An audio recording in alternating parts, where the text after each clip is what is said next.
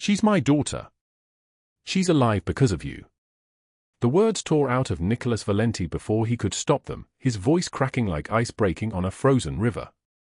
Candlelight flickered across his face in the private booth at the back of his upscale Italian restaurant, casting shadows that made him look older than his 47 years. Outside, the freezing blizzard howled against the windows, visibility near zero as snow piled against the glass in drifts that swallowed the street below. His hands trembled as he gripped Nora Sinclair's shoulders, this homeless woman with blood streaming down her swollen face and bruises mapping a strangler's grip across her throat like a map of hell itself. 8-year-old Emma sat in the booth beside them, blood staining her small hands, her pink dress torn at the seams, shivering despite the blanket Rocco had wrapped around her. The little girl's eyes were wide and glassy with shock, her breathing shallow and ragged. Nicholas's Lieutenant Theo stood frozen near the doorway, eyes stretched wide. In 15 years of working for him, he had never seen his boss's composure shatter like this. In 15 years, he had never seen Nicholas Valenti weep. Nora swayed on her feet, exhausted beyond measure, her backpack, containing everything she owned in the world, dropped at her feet beside a pool of melting snow that dripped onto the Italian marble floor. Her eye was swollen shut. Her lips were split. When she tried to speak, only a whisper emerged, a sound like wind moving through an empty house. I just found her. In the warehouse. She was so cold. So scared. Nicholas pulled her into an embrace, his expensive charcoal suit getting soaked with blood and snow, and he did not care. His men had seen many things over the years, violence, betrayal, the machinery of his empire grinding forward. But they had never seen this. Never seen their boss holding a stranger like she was the most precious thing he had ever touched. Theo's phone buzzed in his pocket. He ignored it. Before we continue, drop a like if this story hits you.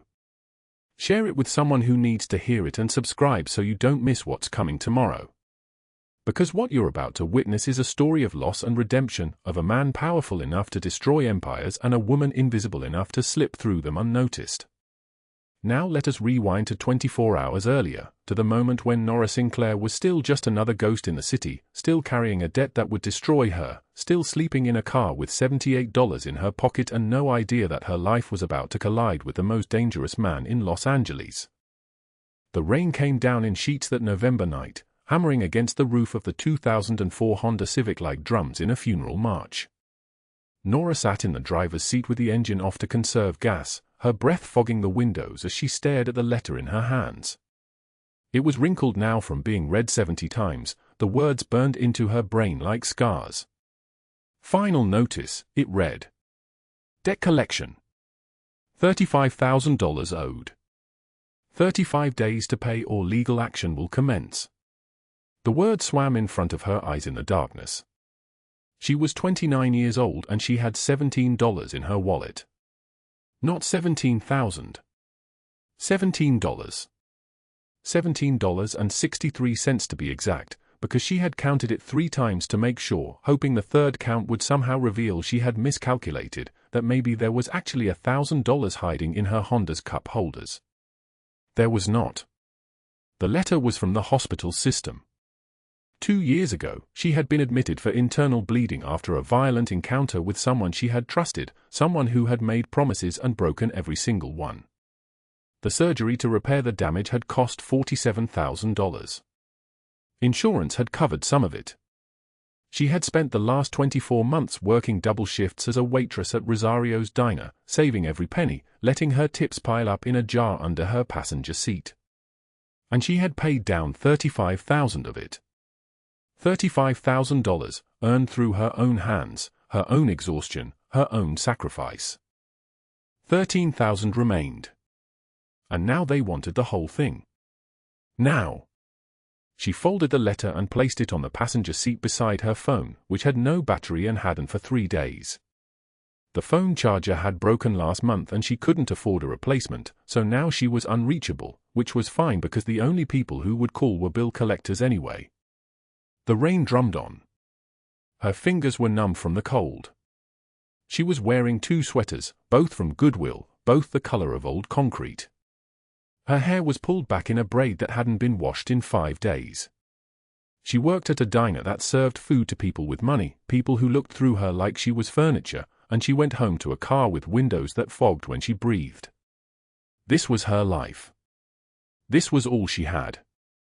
At that exact moment, 43 blocks away, Nicholas Valenti was sitting in his office on the 42nd floor of a building that bore his name. Floor-to-ceiling windows showed the city sprawling beneath him like a game board, and he owned most of it. His desk was hand-carved Italian marble. His chair was leather imported from Florence. The watch on his wrist cost more than Nora Sinclair's entire life was worth, more than her car, more than her hospital bills, more than her future. He was 6 feet 1 inch tall, with shoulders broad enough to block doorways, with dark hair silvered at the temples from stress and grief, with eyes the color of a storm about to break. A scar ran from the corner of his left eye down to his cheekbone, a knife wound from 10 years ago, when he had been fighting for control of the city. He had won. He had always won. But he had not won everything. His younger brother Marco had stolen something from him that no amount of money could recover. For years ago, Marco had taken Nicholas's 8-year-old daughter Emma from the private school where Nicholas's security detail usually picked her up. Marco had handed her to a human trafficker named Douglas Hale. And Marco had disappeared into the desert, guilty and terrified of what Nicholas would do when he found out. Nicholas had found out at 3:56 in the afternoon on a Tuesday. By 4:15, he had mobilized every resource at his disposal.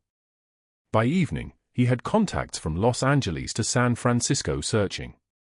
By midnight, he had tripled the reward for information. By week 2, he understood that his daughter was gone, that she had been sold into a network that spanned 3 counties, that finding her meant destroying an empire of predators. For 4 years, he had been hunting.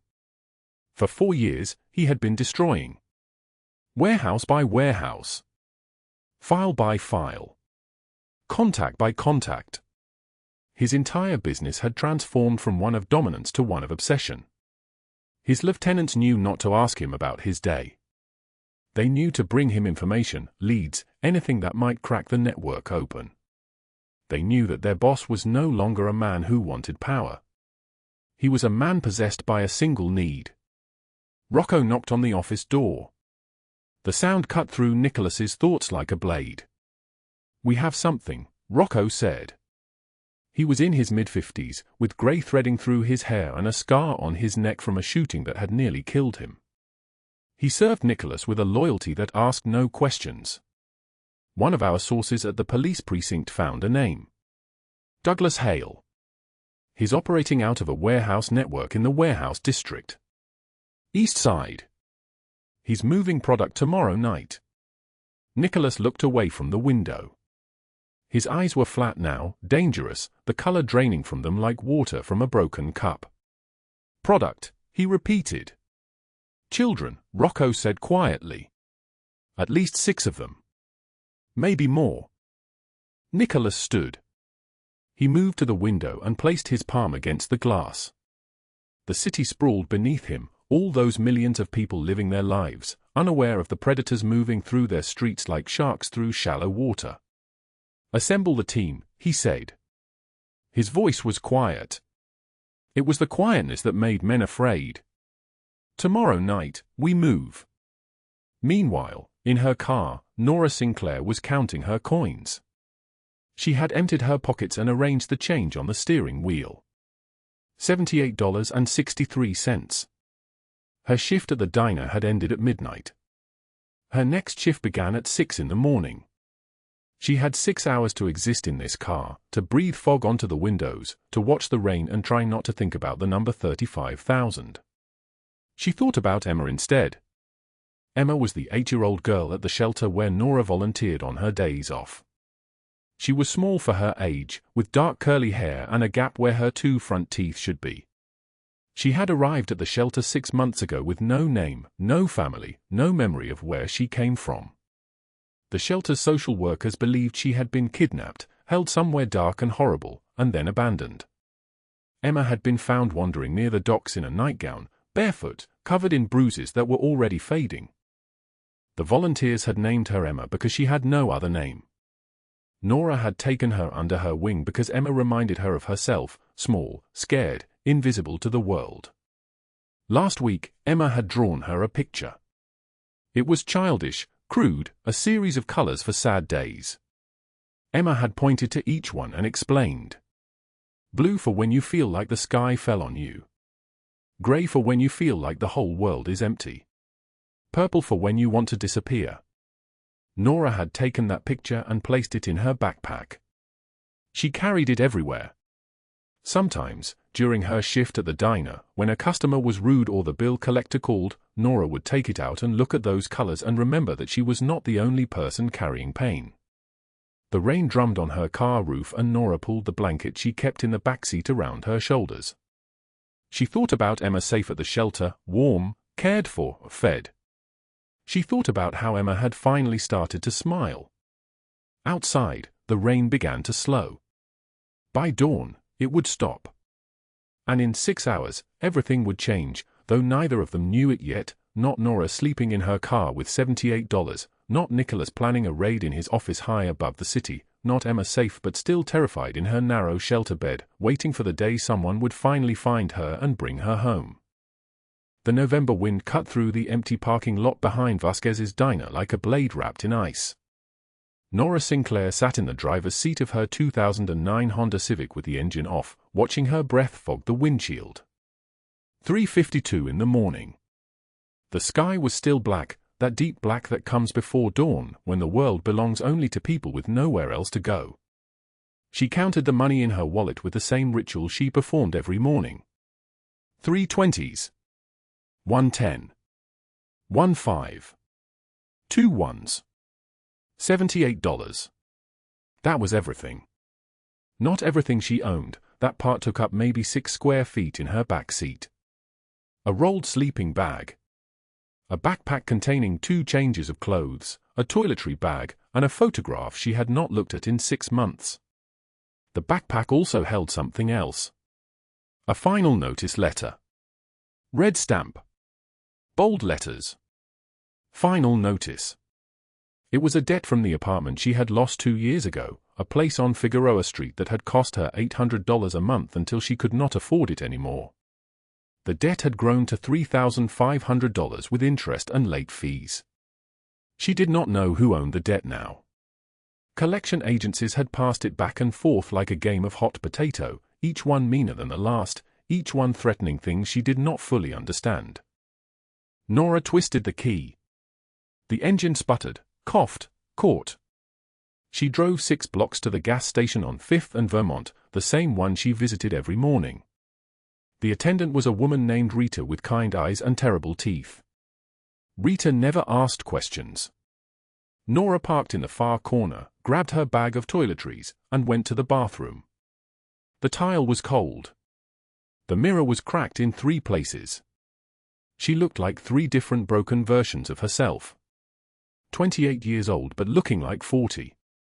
Hair that had been blonde once, now mousy and thin. Eyes that were blue but had lost their color, like looking at the sky through dirty water. She washed her face with water as hot as she could stand.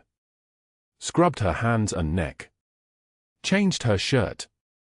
The one she took off was gray and smelled like grease from the diner. The one she put on was also gray, but cleaner. She had 2 gray shirts and 2 blue shirts. That was her uniform for life now. Invisible colors. Colors that people looked through rather than at. By the time she parked behind Sacred Heart Shelter, the sky had shifted from black to dark purple to gray. The shelter sat on a corner in East Los Angeles, a converted warehouse with bars on the windows and a door that locked from the inside. Inside those walls were 63 people. 31 of them were children. Most had been abandoned. Some had been found. A few had escaped. Mrs. Chen, the shelter director, was already in the kitchen preparing breakfast. She was a woman in her 60s with gray hair pulled back in a severe bun and reading glasses hanging from a chain around her neck. When she saw Nora, she nodded without speaking. That nod meant everything was in order. Nora had arrived on time. Nora would be given a meal voucher. Nora would be allowed to use the shower in the staff bathroom. Nora had maintained her invisible status perfectly. The playroom was on the second floor. It was painted a color that was supposed to be cheerful but somehow managed to be depressing. Faded yellow. Toys scattered across the floor. A bookshelf with missing books. A table with crayons and paper. This was where Nora volunteered 3 days a week. She read stories to the children. She helped them with art projects. She never asked questions about where they came from. She just existed in the space with them, quiet and steady, like furniture that could listen. It was a Tuesday in late October when Emma first sat across from her at the craft table. The girl was small even for 8 years old. Dark curls that had not been brushed. Eyes that held something ancient and terrified. Her name tag read Emma. That was all anyone knew. No last name. No family contact. No history beyond the day she had been brought to the shelter 6 days ago by social services, found wandering near the Los Angeles harbor in a nightgown at 2 in the morning with no explanation of where she had come from. Nora set out crayons and paper. She did not say hello. She did not ask questions. She simply drew a simple picture of a tree with a bird sitting on a branch. The bird was red. The tree was brown. The sky was blue. She colored in silence for 5 full minutes while Emma watched her hands move across the paper. The crayon made soft scratching sounds. Somewhere downstairs, a child was crying. Emma flinched. Sometimes the loud noises hurt, Nora said quietly, still looking at her drawing. I do not mind if you sit here while I color. You do not have to talk. You do not have to do anything. You can just be here. Emma picked up a crayon. Purple. She made a mark on the paper in front of her. Then another mark. Then another.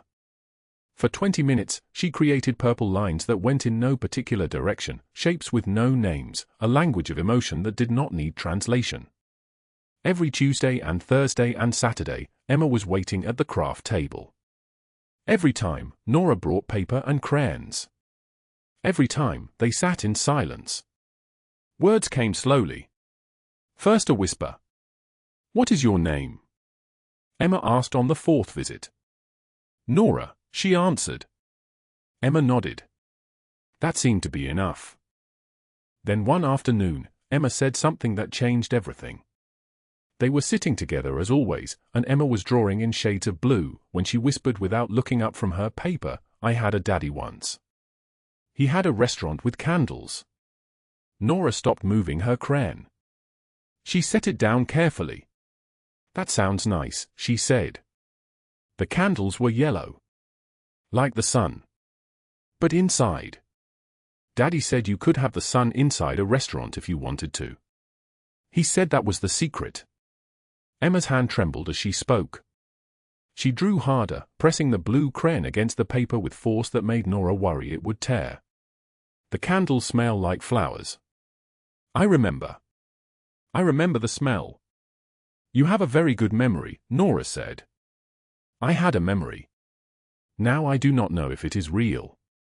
Emma looked up at Nora for the first time with her eyes fully open, and Nora saw something that made her heart break. Emma was looking for confirmation. This lost child was asking someone who lived in a car if a memory was real. She was asking the invisible woman for proof of her own existence. If you remember it, it is real, Nora said. Even if nobody else remembers it with you, it is still real. Emma drew more. Purple and blue and grey. All the sad colors. One afternoon 3 weeks after they first met, Emma had drawn a new picture. This one was different. It was not just colors. It had shapes. A circle for a sun. A rectangle for a door. A small stick figure with curly hair. A larger stick figure with long hair. 2 figures standing together. This is for you, Emma said, holding it out. Nora took the picture. Her hands were shaking. This is beautiful, she said. Thank you. The colors are for sad days, Emma explained, pointing at each one. Blue is for when you feel like the sky fell on you. Gray is for when the whole world is empty. Purple is for when you want to disappear. When do you use those colors? Emma looked down at her small hands. Every day, she whispered. Nora folded the picture carefully and placed it in her backpack. She kept it beside the final notice letter and the photograph she would not look at.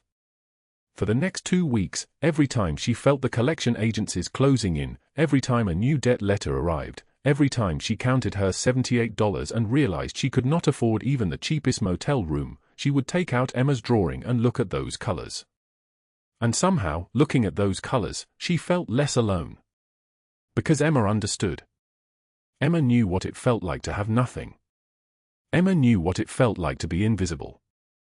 But neither of them knew what was coming. Neither of them knew that 3 blocks away from the shelter, in a downtown office tower with floor-to-ceiling windows overlooking the entire city, a man named Nicholas Valenti had spent the last 4 years of his life learning that his brother had betrayed him. That his daughter had been taken.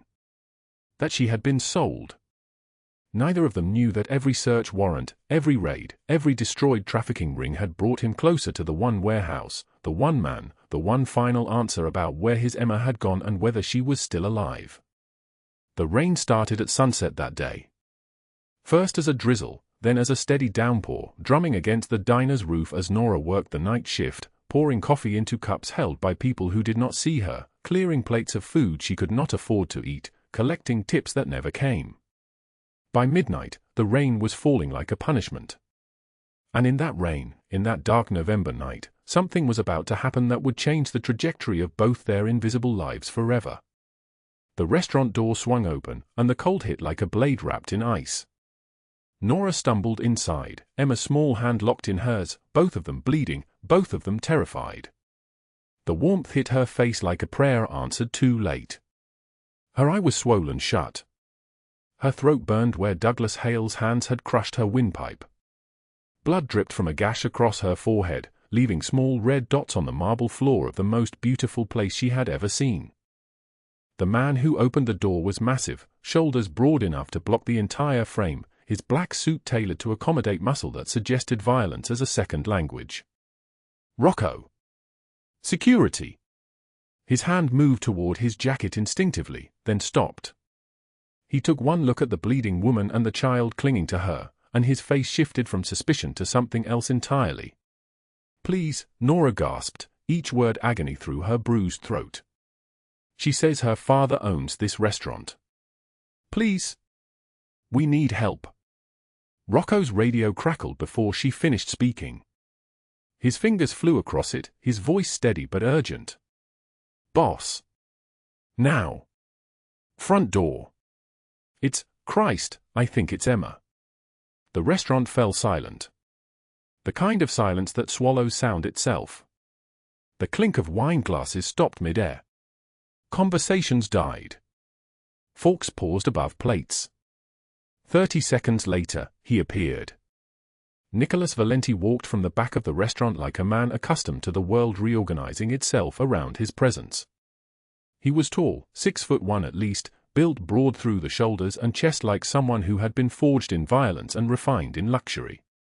His hair was dark, swept back from a face all sharp angles and harder lines, with eyes the color of a winter storm, gray and penetrating and containing depths of things best left unexplored. He wore an open white shirt beneath a black jacket that cost more than Nora had earned in 6 months. A gold watch caught the candlelight on his left wrist. A single thin scar ran from the corner of his left eye down to his cheekbone, pale against olive skin, a permanent reminder of something he had survived. He saw Emma. Everything stopped. His face drained of color like someone had opened a valve and let all the blood pour out. His jaw clenched. His hands curled into fists. When he spoke, his voice was barely a whisper, but it carried the weight of 4 years of searching, 4 years of rage, 4 years of not knowing whether his daughter was alive or dead. Emma. The little girl's head snapped up. Her eyes, the same storm gray as his, widened with recognition and hope so fierce it was almost unbearable to witness. Daddy! She ran. Nicholas dropped to his knees right there on the marble floor, pulling Emma into his arms so hard it looked like he was trying to absorb her back into his body. His whole frame shook. His shoulders heaved.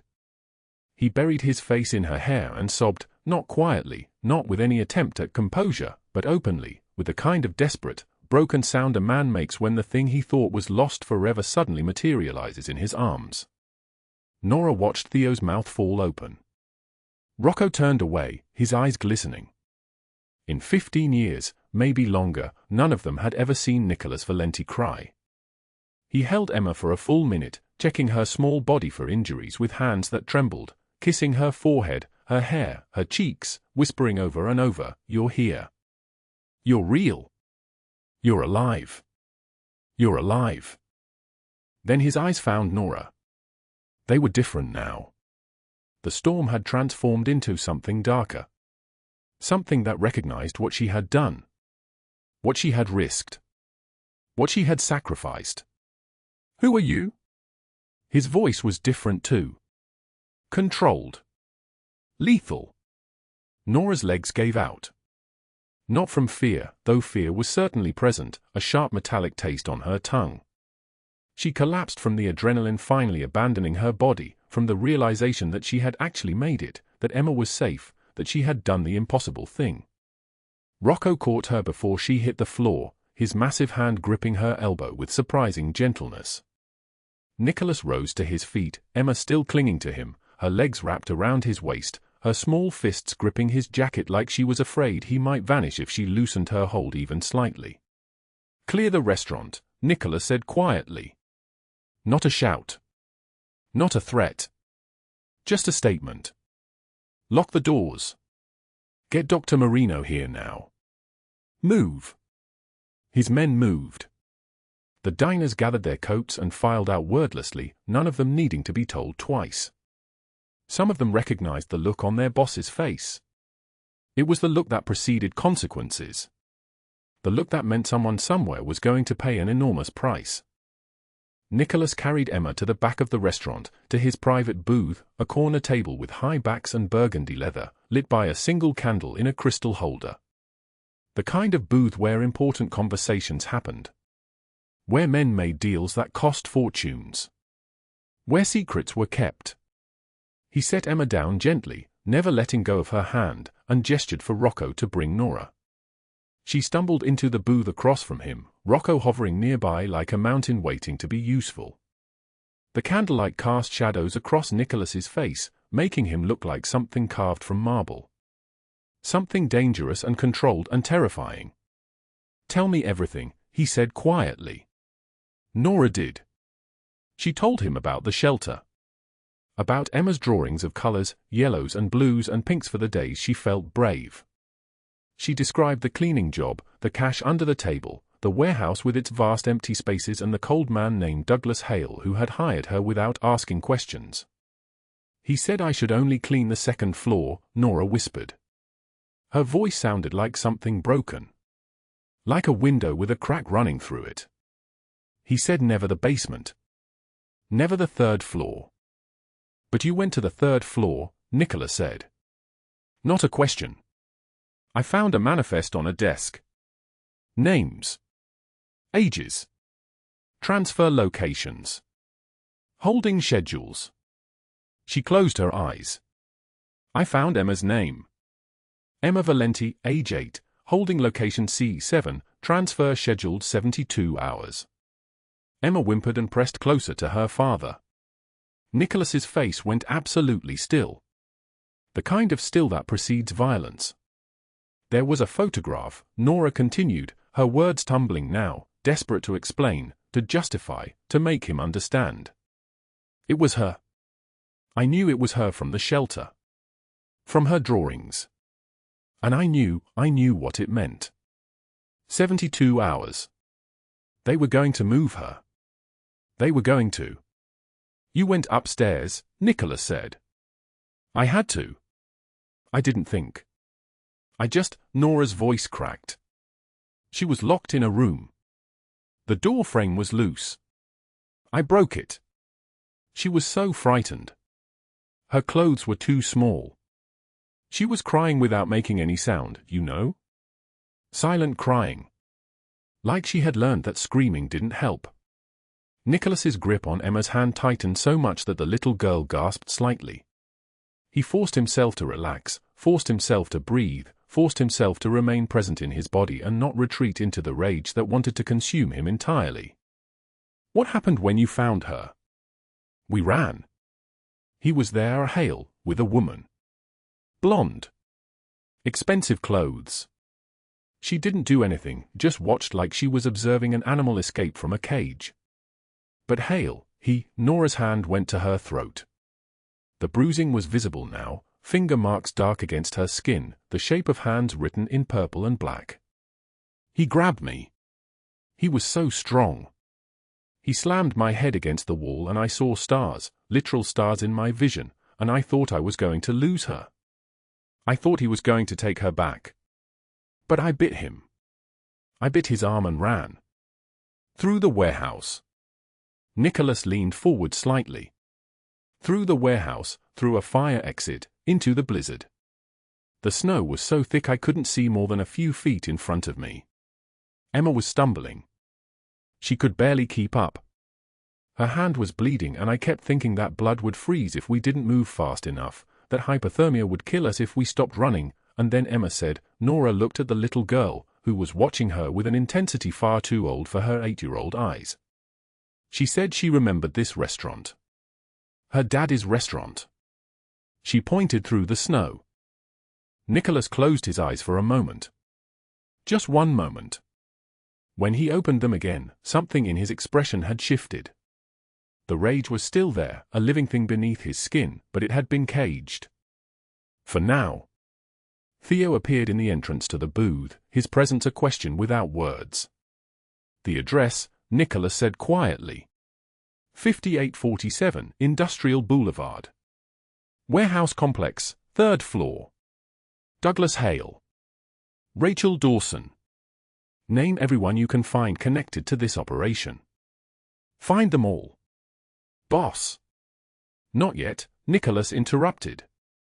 First, we have a guest who needs medical attention and a safe place to rest. Then we handle everything else. Dr. Marino arrived within 10 minutes. Silver-haired, efficient, professional, he examined Emma first, the cut on her palm that had finally stopped bleeding, the bruises on her small wrists where she had been restrained, the emotional trauma that showed in her wide eyes and her refusal to let go of her father.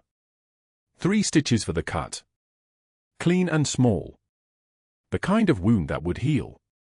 Some wounds always do. Then he examined Nora.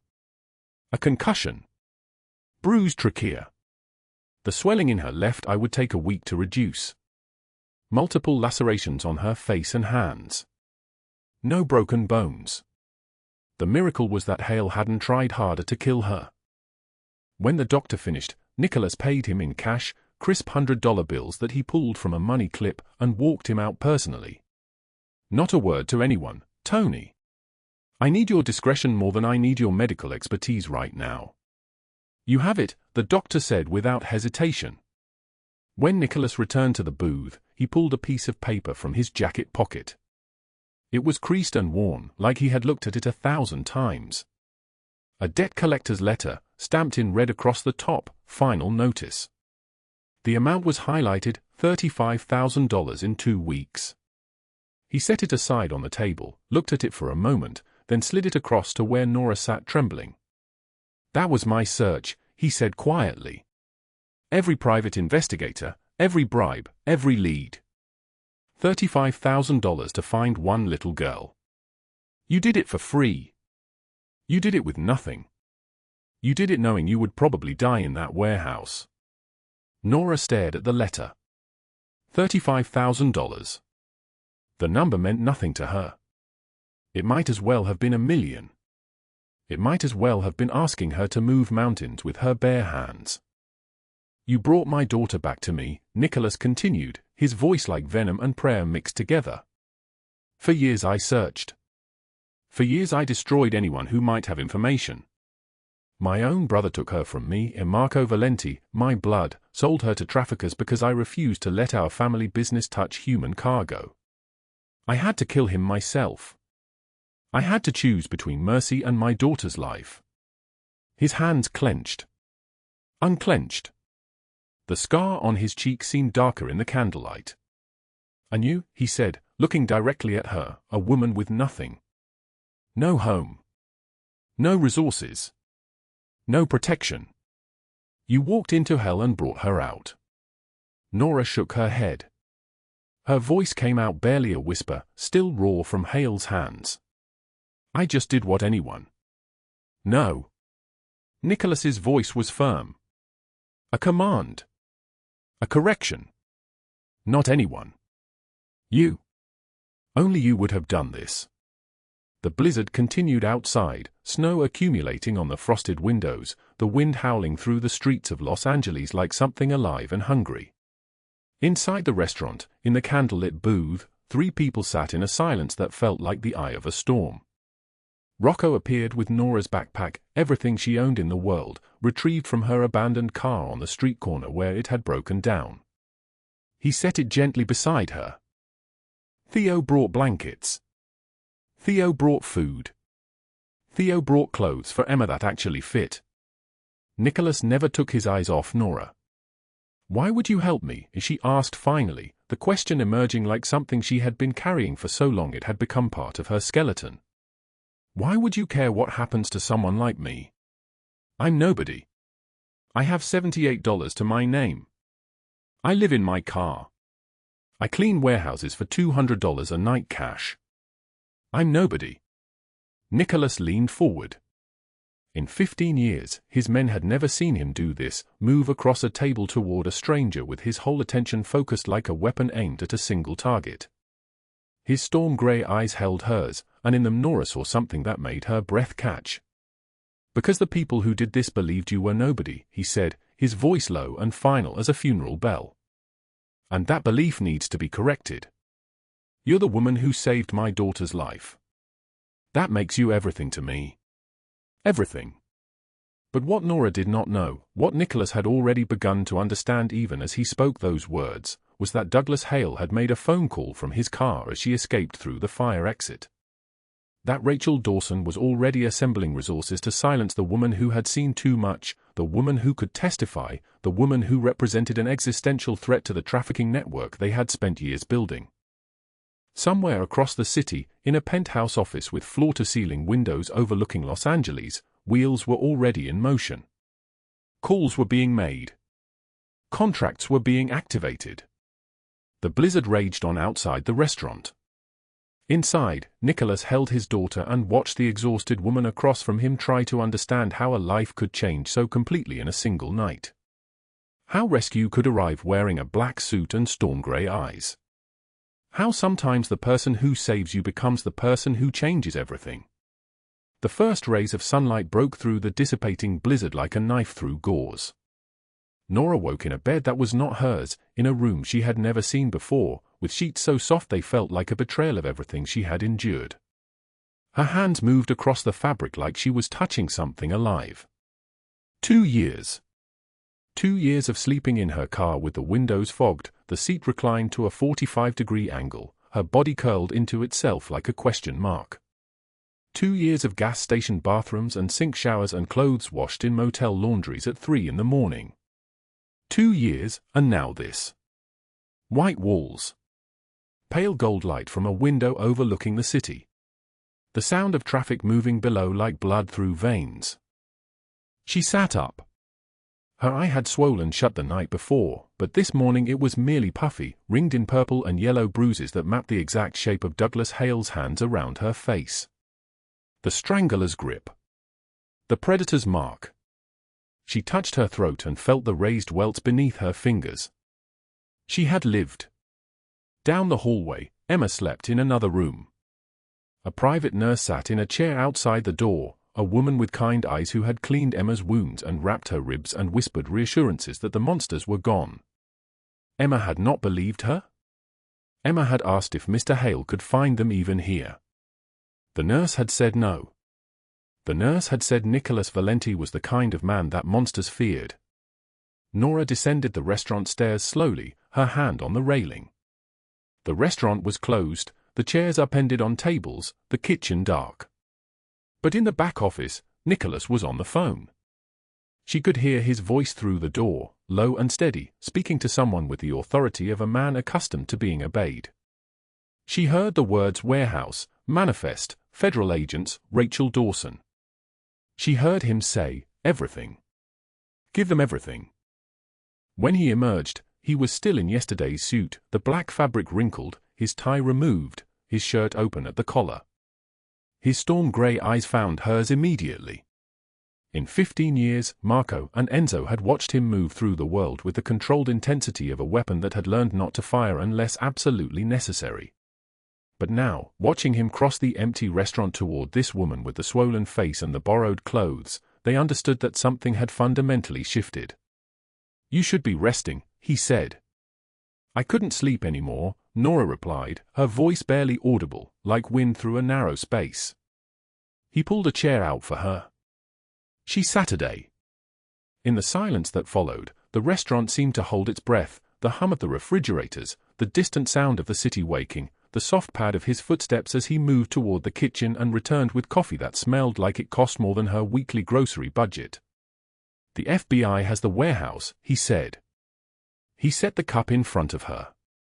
"Douglas Hale called me at 5 o'clock. He threatened to burn this restaurant down. He said he had 30 men. He said he had connections." Nora's hands began to shake. The coffee cup rattled against the saucer. "I told him his warehouse was already surrounded. I told him agents were breaking down his doors. I told him his entire network was collapsing in real time." The phone on the table buzzed. Nicholas checked it. His expression did not change, but something cold moved behind his eyes like a shadow crossing water. He read the message silently, then set the phone down and looked at her. "Rachel Dawson is being arrested at her Malibu estate. Right now. Federal agents are at her gates. She's being led out in handcuffs on live television." Nora could not speak. She could not breathe. She could only sit there, her swollen eye weeping silently, tears streaming down her face in a way her body had learned to do without sound. 40 years, Nicholas continued, his voice steady as stone. Douglas Hale will spend the next 40 years in federal prison. No parole negotiations. No deals with prosecutors. Every single day he will wake up in a cell that is smaller than your car. Every single day he will remember the name of the man who put him there. The television in the corner of the restaurant flickered to life. Marco had the remote. The news coverage showed aerial footage of the warehouse district, black SUVs surrounding a sprawling industrial building, federal agents in tactical gear moving with practiced precision through snow that was beginning to melt. The reporter's voice carried the breathless excitement of someone narrating a historical event in real time. "Warehouse network spanning 3 counties has been raided by the Federal Bureau of Investigation. Agents have confirmed they've recovered 17 adult women and 6 children being held for trafficking purposes. The operation was coordinated with the Los Angeles Police Department and state authorities. The primary suspect, Douglas Hale, 48, has been taken into custody." The camera cut to footage of Hale being led to a police car, his hands cuffed behind his back, his face gray with terror. He looked smaller on television. Smaller and pathetic and utterly defeated. An officer's hand pressed down on his head as he lowered himself into the vehicle. Someone shouted a question at him. He said nothing.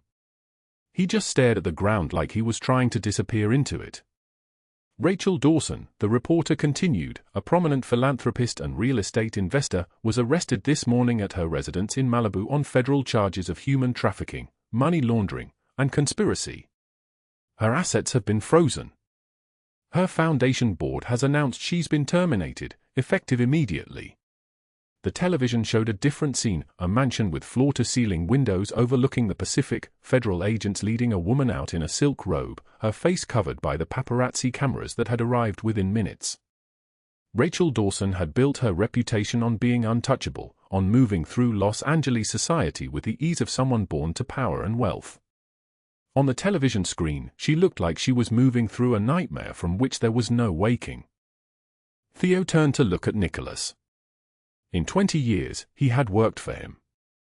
In 20 years, he had never seen him do what he did next.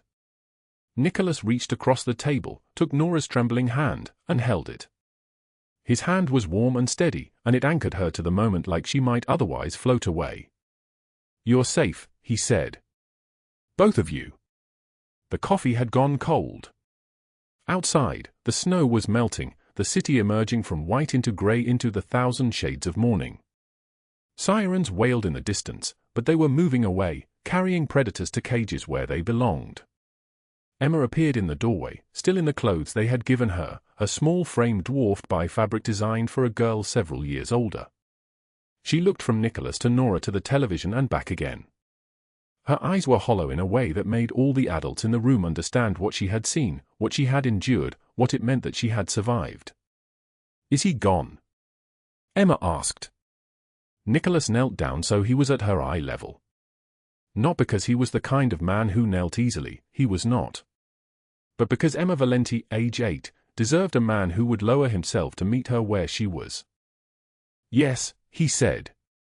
"He's gone. And he will never find you again. I promise you this." "The lady found me," Emma said, and she pointed at Nora. "The lady came and got me and didn't leave me." Nicholas stood and looked at Nora with an expression that made something shift in her chest, a tectonic movement of understanding that she was no longer invisible. That she was no longer nobody. That she had become, in a single night, the woman who had saved the daughter of the most powerful man in Los Angeles. On the television, the coverage continued. Federal prosecutors were giving statements. The warehouse was being processed. Investigators were documenting evidence. The trafficking network that had operated in the shadows for years was being dismantled piece by piece, link by link, in broad daylight. And Nora Sinclair, who 2 days ago had $78 to her name and nowhere to go, sat in a candlelit restaurant above Los Angeles and watched the monsters being led away in chains. The rain had stopped. The blizzard had broken. And somewhere in the clearing sky, without knowing it yet, she was about to discover what it meant to be loved by a man who could give her anything except the one thing she needed most, proof that monsters could be stopped, that the invisible could be seen, that sometimes salvation came wearing a suit made of wool and silk and iron will. The candlelight flickered across Nicholas Valenti's face as he pulled Nora into an embrace, his hands trembling against her shoulders. "She's my daughter. She's alive because of you." His voice cracked like thunder breaking open the sky. Emma's small hand clutched Nora's, and outside the restaurant windows, the blizzard raged on, indifferent to the miracle unfolding in this warm, golden room above Los Angeles. The rain hammered against the glass. Behind them, on the television mounted in the corner, federal prosecutors were giving statements. The warehouse Douglas Hale had used for years, a sprawling network of concrete and steel spanning 3 counties, was being processed. Agents in white suits moved through the footage like ghosts, documenting evidence, photographing chains, recording the systematic nature of the operation that had held dozens of women in captivity. One of them had been Nora. One of them, until 3 hours ago, had been Emma. But what happened in the weeks and months that followed was something no one could have predicted. Rocco watched Nicholas from across the restaurant, his weathered face creasing with confusion. In 15 years working for this man, he had never seen him sit beside anyone like this. Never seen his hands tremble. Never seen tears in those dark, unforgiving eyes. Rocco exchanged a look with Theo, who stood near the kitchen door, equally bewildered. The most powerful man in Los Angeles was breaking down in front of a woman they had never heard of until tonight, and somehow, impossibly, it made sense. 3 weeks earlier, Nora Sinclair had possessed exactly $78. That was all she had left in the world. 2 years of living in her car, 2 years of washing up in gas station bathrooms, 2 years of carrying everything she owned in a backpack that weighed less than a memory. She worked the night shift at a diner on 7th and Main, a place where men came to forget their wives and women came to forget their lives. The tips were inconsistent. The manager was cruel. The food she ate came from plates customers had abandoned, scraped and reheated in the kitchen when nobody was looking. The money she had saved, $2,460 accumulated over 18 months of eating less so she could save more, had gone to Emma. Not because Nora knew Emma Valenti. Not because she owed anything to this child or her powerful father. But because Emma was 8 years old and terrified, and Nora recognized that look in her eyes because she had worn it herself. She had seen Emma at the shelter where she volunteered on her 2 days off. The girl was thin, with dark eyes that seemed to have aged decades, and she didn't speak above a whisper. The other children avoided her. The volunteer coordinator said Emma was a special case, a rescue from an ongoing investigation, that her location needed to remain confidential. But Nora noticed Emma's sketches, elaborate drawings of a man with kind eyes and hands that reached down to comfort her.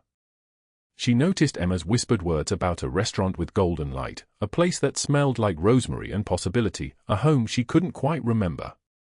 One afternoon, while organizing donated clothing in the shelter's basement, Nora found a manifesto. It was disgusting, organized, meticulous, typed in a careful font like a business ledger. Douglas Hale's manifesto. His inventory of victims. Names, dates, locations, photographs taken with the clinical precision of someone documenting inventory at a warehouse. And there, listed between 2 other names with a photograph attached, was Emma Valenti. Age 8. Taken February 14th, 4 years ago. Location, Warehouse District, County Route 7. The manifesto had been left in a donation box, carelessly placed inside an old suitcase alongside women's clothing. Nora knew immediately what she had to do. She knew it would cost her everything. She was right. She had walked into that warehouse on a night when the sky wept rain like a mother grieving. She had moved through the darkness with nothing but a utility knife she'd taken from the shelter and a fury that burned like gasoline. She had found Emma in one of the back rooms, traumatized and half-starved, sleeping on a thin mattress. She had found 3 other women too, Sarah, Marie, and Keisha, and she had made a choice that rewrote her entire future in a single moment. She took Emma's hand. She ran. She fought when Douglas Hale appeared in the corridor, his hands reaching, his voice threatening death in that calm, measured way of his. She stabbed him once. The knife went in like a blade through water, surprising in its ease. He screamed. She didn't wait to see more. She ran into the rain with a bleeding child and nowhere to go except toward the one place that might offer shelter. She ran toward Valenti's restaurant. The freezing downpour had masked her approach. She had stumbled through the kitchen door at 3 in the morning, her eye swollen shut where Douglas had struck her, bruises mapping a strangler's grip across her throat, the latest damage from months of captivity and the violence of escape. Emma's small hand clutched hers. Blood ran down both their faces, mingling with rainwater, creating a terrible and undeniable truth that could not be denied or explained away. The sous chef had screamed.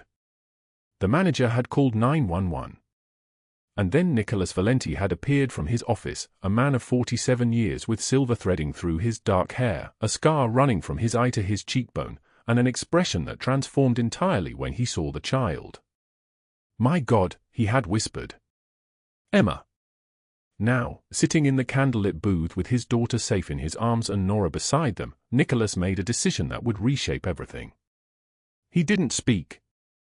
He simply held Emma, his hands steady now, his breathing deep, his tears falling like rain. Rocco and Theo watched him with expressions of absolute astonishment. This was not their boss. This was not the man who had built an empire through fear and ruthlessness. This was something different. Something human. The television coverage continued through the night. Federal prosecutors had obtained Nora's evidence, the manifesto, the photographic documentation, her testimony. By dawn, they had raided 7 locations across Los Angeles County. Douglas Hale and Rachel Dawson, his accomplice and cooperator of the network, were being arrested in real time. The footage showed them being led out in handcuffs, their expression shifting from arrogance to the first genuine fear they had ever experienced. The network was being dismantled. The victims were being found. And Nora Sinclair, who had owned nothing 2 days ago, had become the woman who had saved Nicholas Valenti's daughter. The weeks that followed were quiet, measured, deliberate. Nicholas didn't push. He didn't demand gratitude or leverage her rescue for anything. Instead, he offered her something revolutionary: choice. He came to her at the restaurant one evening, formally, wearing a charcoal suit that cost more than her car had cost, and he said, "I want to offer you employment. The restaurant is expanding its community outreach program. I need someone to manage it. Someone who understands vulnerability. Someone who has survived it." Nora sat across from him in a corner booth, her hands folded on the table. "Why?" she asked quietly. "Why would you do this?" "Because you did the impossible," Nicholas said, and his dark eyes held no judgment, no expectation. "And because you deserve a chance to be more than what desperation made you." She accepted. She moved into a modest apartment 3 blocks away, a real apartment with a door that locked and walls that didn't smell like mildew and defeat. The salary was generous. $35,000 a year. It was more money than Nora had ever possessed in her entire life. She began working with the shelter coordinators, the police liaisons, the social workers who operated in the invisible spaces between systems. She created a network. She connected women with housing, with legal aid, with therapy. She documented cases. She became instrumental in the dismantling of 3 more trafficking operations in the greater Los Angeles area. Meanwhile, Nicholas was transforming his empire. He shifted focus away from profit and toward protection. He funded task forces. He employed investigators. He became, quietly and systematically, a force dedicated to hunting predators like Douglas Hale and Rachel Dawson. Emma thrived. She started therapy with a specialist in childhood trauma. She returned to school. She stopped having nightmares, though she clung to Nora on the nights when Nicholas worked late. "Everyone else leaves," Emma said one evening, her small hand gripping Nora's sweater. "I do not want you to leave." Nora held her tight, making a promise without words, a promise written in her willingness to stay. They had dinner together twice a week at the restaurant. Emma would chatter about her day, her teacher, her friends, the art project she was working on. Nora would listen with quiet affection, asking questions, celebrating victories. Nicholas would join them sometimes, saying little, just watching these 2 people who had become the center of his reconstructed life. Rocco noticed the transformation first. "In 15 years, he said to Theo one evening as they stood in the kitchen, "I've never seen him like this. The way his face changes when she enters a room. The way he asks about her constantly." Theo nodded slowly. "He's gone soft," he muttered, but there was no criticism in his voice. Just recognition of something fundamental shifting. "No," Rocco said, and a rare smile crossed his weathered face. "He's gone human." 6 months after the rescue, Nora stood in the restaurant after hours, reviewing donation receipts. The candlelight was soft, the room empty except for the echo of her own breathing. The door to the kitchen opened. Nicholas emerged, unbuttoning his cuffs, and he sat across from her without preamble. "The community program has helped 234 women," he said. 234 people who now have housing. Who now have resources. Who now have hope. "It's your funding that made it possible," Nora said quietly. "No," Nicholas replied. "It's your courage that made it possible. I just provided money. You provided yourself." He leaned forward, his hands folded on the table. "I need to tell you something. When Emma disappeared, I became something I'm not proud of. I was ruthless. Cold. Destructive. I destroyed anyone who stood in my way. I lost myself searching for her. And then you walked through that door, bleeding and terrified, with my daughter's hand in yours, and you reminded me what actually mattered. Not power. Not revenge. Just love. Protection. Doing the right thing even when it costs you everything." His voice dropped to barely a whisper. "You saved more than Emma that night. You saved me too." Nora's breath caught. Nicholas stood and moved toward her. He knelt down, not because it was easy for him, but because she was worth the humility. "I'm not asking for anything," he said. "I just needed you to know. You changed my life, Nora Sinclair. And I will spend the rest of mine making sure you never feel invisible again. Nora's eyes glistened. For the first time in years, she felt genuinely seen. Valued. Safe. She reached for his hand, and his fingers closed around hers with a tenderness that belied his reputation. I'm not running anymore, she whispered. Nicholas pulled her into an embrace, his hands trembling against her shoulders just as they had that first night in the blizzard. The rain had stopped. The storm had cleared. And outside, Los Angeles glowed beneath a sky finally free of clouds. 1 year later, the restaurant thrived under their partnership. Emma was 10 now, healthy, laughing, surrounded by love that came in many forms. Nora's community program had expanded to 3 locations and helped over 300 women find safety and hope. Douglas Hale and Rachel Dawson were serving 40-year federal sentences in separate prisons, their names forgotten by everyone except their victims, who had finally found peace. Nora no longer slept in her car. She had a home. A purpose. A family she never expected. The debt collector's letter-stamped final notice sat framed in Nicholas's office, a reminder of how close he had come to losing everything before Nora walked into his life. Emma called her Aunt Nora in formal settings, but sometimes, when she thought no one was listening, she whispered Nora Mom.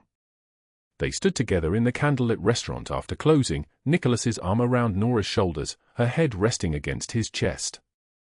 Do you ever think about that night? He asked. The blizzard. Every day, Nora said. I think about how I almost didn't knock on your door. How I almost just kept running. I'm glad you didn't, Nicholas whispered. So am I. Outside, Los Angeles glowed beneath a clear sky. Stars were visible for the first time in weeks. Nora thought about the woman she had been, invisible, desperate, alone, and the woman she had become. Salvation, she understood now, came from the most unexpected places. A single act of courage changed everything. The powerful learned vulnerability. The powerless discovered their strength. After the rain, the sky clears. And sometimes miracles come from the most unexpected places. If this story moved your heart, please like this video and subscribe to our channel for more stories of courage, redemption, and unexpected love. Share this with someone who needs to remember that even in the darkest moments, hope can find a way. What would you have done in Nora's place? Tell us in the comments below. Every comment you leave motivates us to continue creating stories that matter. We wish all of you watching good health, a joyful life, and days filled with peace and happiness. Thank you for staying with us until the very end. Goodbye, and we will see you again in the next video.